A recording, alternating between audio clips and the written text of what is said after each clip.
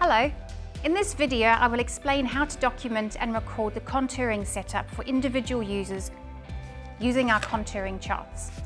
The contouring charts are available for our cushions and back supports. This is for the Spex Classic Cushion.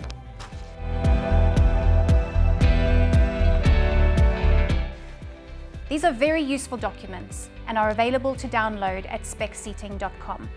Contouring charts capture the setup at assessment to easily replicate this if there is a time delay between the initial assessment and the cushion provision.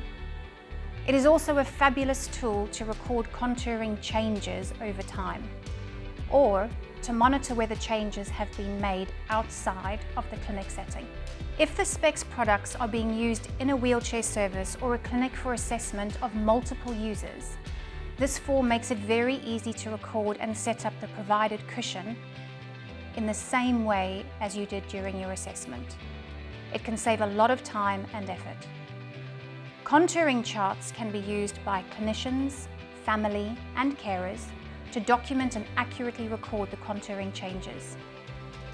Now I will demonstrate how to complete the contouring chart for the Spex Classic Cushion. Remove the outer covers and turn the cushion over so you can clearly see the pocket cell layers.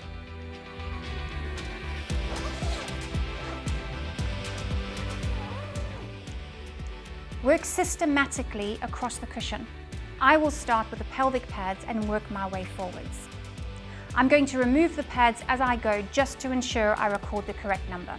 This can be completed very quickly during assessments and seating provision appointments. We consider this an essential tool to ensure correct setup and monitoring changes over time. Thanks for watching.